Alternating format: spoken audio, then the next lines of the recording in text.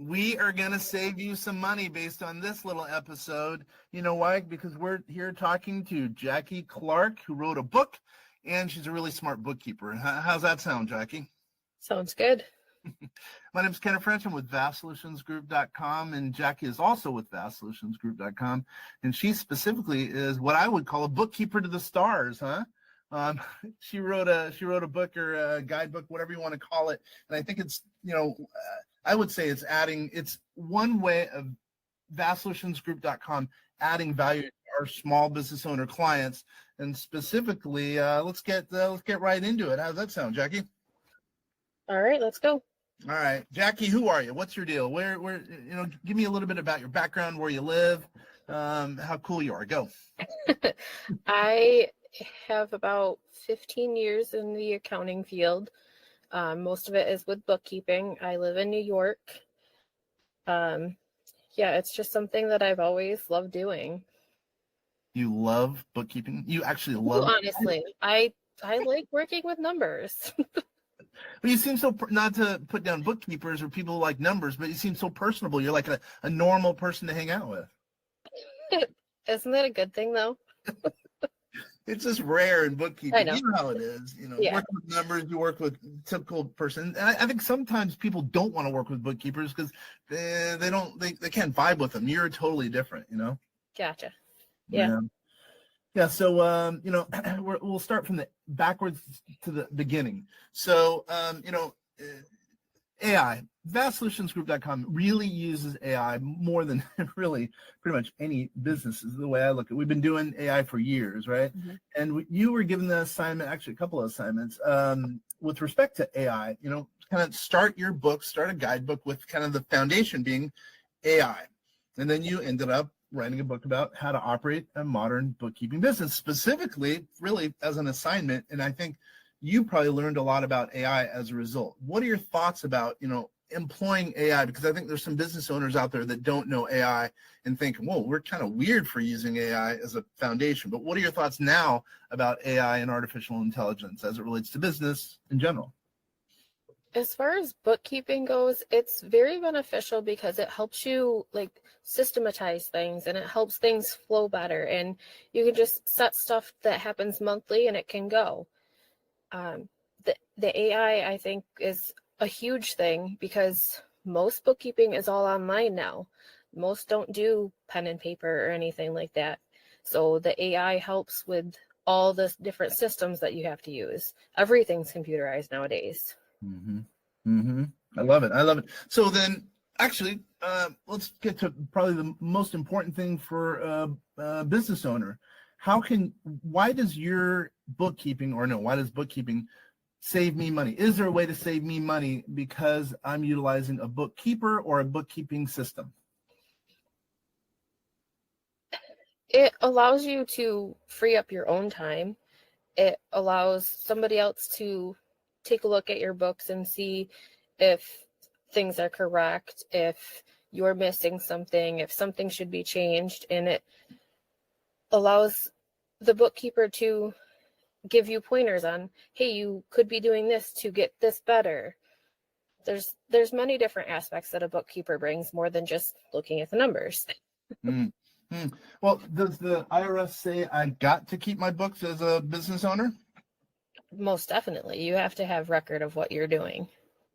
Got it. Yeah, I think that's a big thing. A lot of business owners don't think about it. I keep my receipts in a shoebox, and then I'll do my taxes. How can people lower taxes when their shoebox is filled with receipts? It's really hard to lower taxes and track your own, your expenses, etc., when they're doing it that way. Yep. Yeah. So, all right. So, tell me a little bit about the book, just in general. Let's say I'm a bookkeeper. Yeah, let's say I'm a bookkeeper. And you mentioned, in the title, how to operate a modern bookkeeping business. Well, give me a little flavor of the book. It goes through different programs you can use to help you.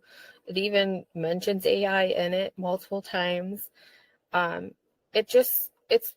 It's pretty much like a workflow on how to run a modern day bookkeeping business. Yeah. And I think that's important. People say, well, why do you guys do stuff for bookkeepers, or why do you do, when I say stuff, why do you teach bookkeepers, or why do you teach CPAs? We have 10,000 people that we're actively, for the most part, actively teaching within our Clubhouse group, because, you know, I run the tax club on Clubhouse. We have actually a few under 10,000, 9,000 and something, you know, bookkeepers and tax professionals. And I think things like this we're putting out, you know, how to operate a modern bookkeeping business really helps, one, small business owners, but it helps bookkeepers, and it helps tax professionals. But anyway, let's dovetail a little bit into kind of what I would say is the next phase. So why is it important to have a bookkeeper? Will a bookkeeper actually add value to me as a small business owner? I mean, I think so, because a lot of times you run into instances where people try and do their own books, and then it can just get messy from there. Whereas, like I said, a bookkeeper is an extra set of eyes looking at things in case you miss something, in case something needs to be put where it wasn't originally. It's just an extra set of eyes that helps with the overall picture of your business. Okay, I think I would like that, a second set of eyes. But then the question is it worth the cost? What typically, maybe not for you, but in general, what's a charge a bookkeeper charges, let's say a solopreneur on average? It honestly depends. Some charge per hour, which it could be like 40 to 70 per hour, and then others charge monthly, which can be anywhere from like $250 to $1,500, depending on how much workflow is in that company. I understand. So really what you're saying is vastsolutionsgroup.com charges too little. What's a typical charge? Thanks. What's a typical charge then for a vastsolutionsgroup.com client? Obviously, don't say any client names, but in general. I think you're closer to the $250 for most of them. Yeah, we got to raise the fees. Just kidding. By the way, how does someone get a hold of you, Jackie? My email is jrc@vastsolutionsgroup, and then my phone number, we changed them. Do you know? I guess it sounds like it's most common to get a hold of you at jrc@vastsolutionsgroup.com from the site. Yes. All right. So let's get into the nitty gritty. Help me to understand a little bit more about bookkeeping. Okay. What's typical when you're spending, let's just say you're spending 2 hours. I don't know let's say you're spending 2 hours doing a bookkeeping assignment for a client. What is it truly that you do?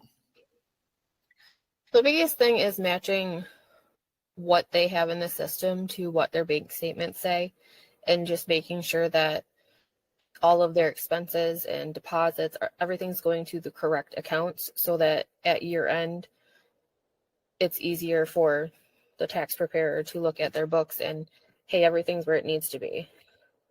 I understand. So when you say the system, help me to understand. What do you mean by the system? Sorry. We use QuickBooks Online, which is very, very user-friendly for bookkeepers. And most bank accounts, you can link them right to it so that you can easily reconcile. And then the ones that you can't, you obviously have to manually input, but that's very simple and easy too. So do you suggest, let's say I'm a real estate investor and I've got 5 real estate investments, and let's say I have 5 LLCs. Should I have one account, one checking account, one ATM account, or whatever the case is for each LLC or each property in that case? For each, yeah, you should have everything separate if they're different LLCs.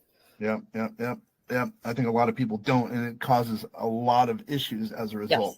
Yes, sure does. I got you. I totally get it.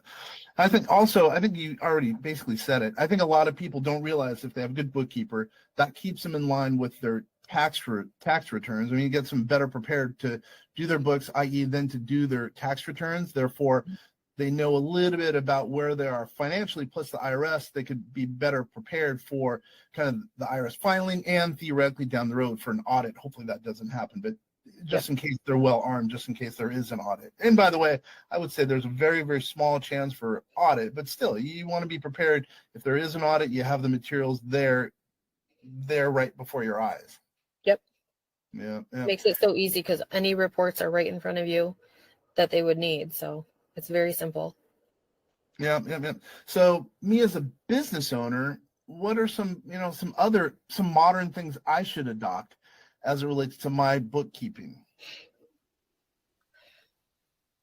Definitely using banks that can link into like QuickBooks that we use. That's a big thing because not all banks do still.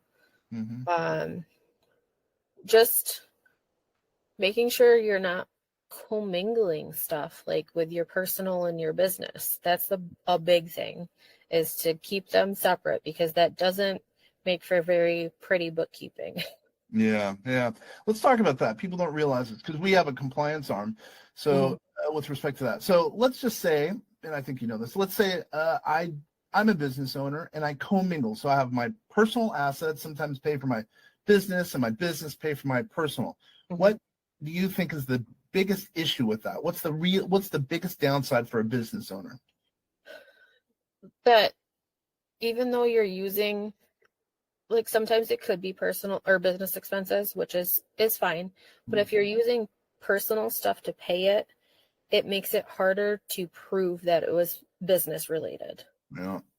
Yep. That's exactly right. And as an example, let's just say I get sued, and I've been doing that. I've been paying for my personal stuff with my business and my business with my personal. So I basically am commingling, your term. And at the same time, if someone's trying to sue me, they can invalidate my, let's say, my LLC, my business. Yep. So what does that mean? Everything that I own personally, if they're trying to come after the LLC and there's a little bit of money, but they see that I'm commingling everything, they could come after me personally. So if I own, let's just say, $10 million worth of things in my personal name, but in my company I own $1 million. So, but they want to go after me for $20 million. If I've been spending some with my personal, some with my corporate assets, and they invalidate that LLC, they could come after my personal assets, and that's a bad thing, because then I lose whatever, in my case, my pretend world, $10 million. Yep, you lose pretty much everything. Yeah, I don't like that. People don't realize that, and that's a big, and that's really what we do. That's one of the biggest things we do. And people say, oh, that seems easy. Well, just a small number of transactions done like that can really cause some problems. Now, let's just say I do that. This is a good question for you. Let's say I do that. I've, this year, let's say 2000 and whatever, let's say it's 2024.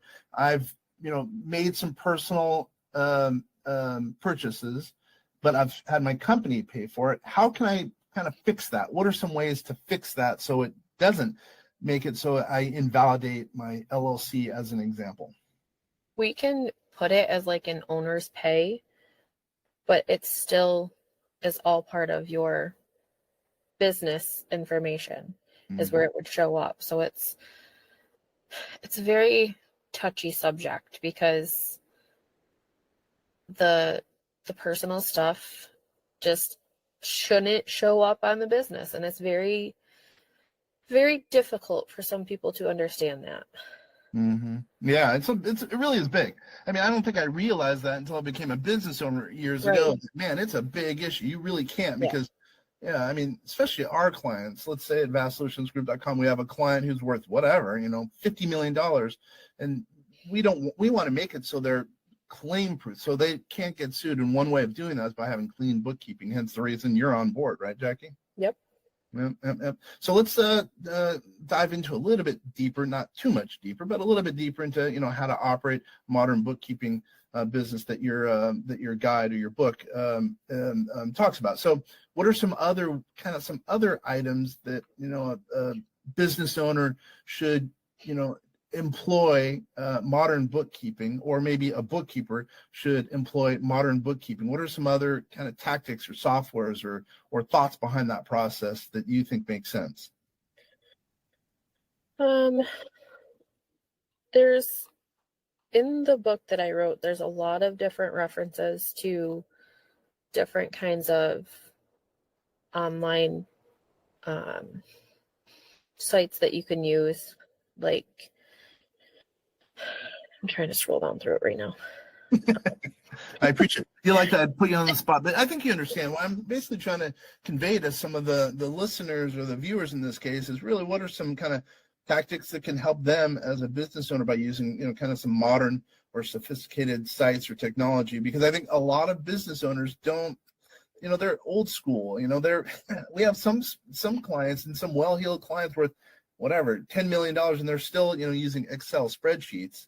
And I guess I'm thinking that doesn't really make sense. There's so many ways that you could really lower your tax liability really by using sophisticated technology, that being even with bookkeeping. Right. The biggest thing is just automating everything. It makes it go so much quicker to have automated things that, like, if you have monthly charges that come out, you can just automate those so that you don't even have to do anything with them. They'll just be there. And that's one of the huge things with modern bookkeeping is you don't have the spreadsheets, the repetitive stuff that you always used to have to go in and manually enter. It's all just, you can automate every single aspect of it. So you bring up a big point. So do you do at vastsolutionsgroup.com, do you do, pay for expense? So you not only do bookkeeping, but do you also like pay invoices for clients as an example? I'll just stop there. Do you pay invoices for clients? I don't necessarily, only because all the clients I have don't really invoice anybody. Mm-hmm. But that is something that we could do. Mm-hmm. Gotcha. Other people at the company do that, is what you're saying. Yes. Yep, I got it. How much, I'm going to ask you to speak just in general for bookkeeping. How much do bookkeepers do? I mean, what's a big engagement for a bookkeeper? The biggest part, like, especially if it's a new client, is usually a cleanup.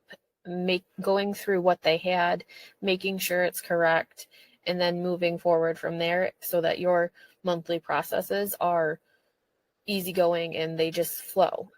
That's the biggest thing, is just making sure that what is there already works and things balance from that.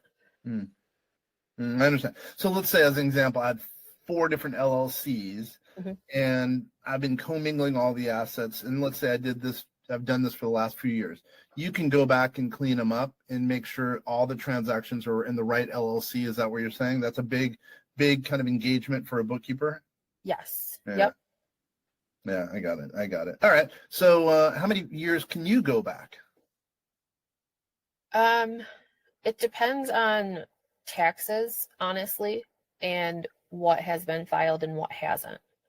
Because if taxes have already been filed, you really don't want to touch what was there already, because it was filed based off of that data. Unless you're doing an amendment to those taxes, you don't want to go back any further than the last year's taxes that had been filed. Yeah, but what happens if an amendment would help me? It's called an X, right? An X amendment. What happens if it will help me in lower my taxes? Do you, as a bookkeeper, go back and do that and working with CPA? That's what I thought. And that's, I mean, if I could save whatever, I'm making this up, $10,000, $20,000 by going back and changing my returns based on some cleaned bookkeeping, it seems like that would make sense, right? Yep, absolutely. Yeah. We have about, I don't know, let's say 4 minutes. So we got to land this plane here. So what are some, here's one. What's the dirtiest set of books you've ever seen? I need a case study from you. And then turn those books around to a clean set of books, if that makes sense, without saying a client name clearly. But does that make sense? So, I mean, I'm looking for a case example that someone could walk away and say, wow, maybe I'm in that boat. But I want people to understand what are some of those boats. So, meaning, again, a very dirty set of books, and then you've turned them around and they're clean. Can you go ahead and cite one example? Probably going to understand this one because it's a current one. But the customer, instead of giving statements from like companies, was doing spreadsheets themselves, and they were missing lots of information in those spreadsheets. So when I went in to try and balance things, I could get nothing to balance because money that had gone into their books wasn't actually accounted for in these spreadsheets. So the biggest thing is just making sure that the customer has actual statements from like a bank, a realtor group or something like that if they do realty.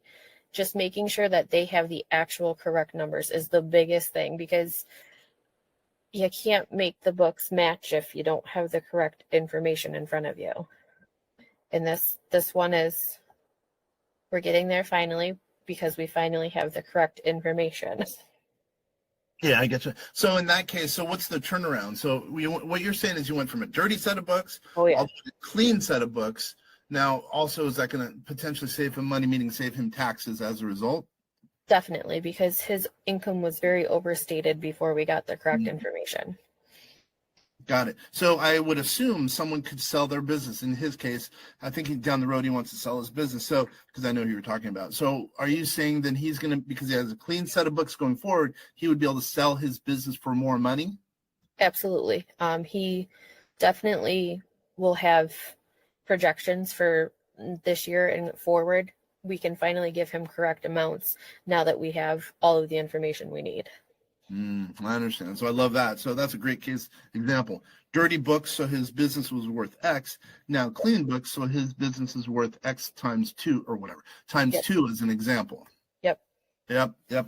That's an awesome case. So what's one thing, closing, just about to wrap up, what's one thing you learned in writing the book using AI? One thing you learned as a bookkeeper in writing your book, or maybe even as in reading your book? What's one takeaway that you learned about your book, how to operate a modern bookkeeping business? The biggest thing that I learned was all of the different programs that you can use to help you with the automation of it. Like QuickBooks does automation itself, but there's other programs that you can use to help with it also. That was the biggest thing I learned from it. So that's huge. You've been doing this for years, and you learned by putting this together, this book. So meaning even someone coming in brand new in bookkeeping will be able to learn by reading your book. Absolutely. Gotcha. And just to close the loop, your book can be gotten or can be purchased at vastsolutionsgroup.com. Again, vastsolutionsgroup.com. Anything you want to say in closing? We have 30 seconds. You want to say something in closing to the audience out there? Well, I just want to thank you for actually having us do this book, because it was quite informative.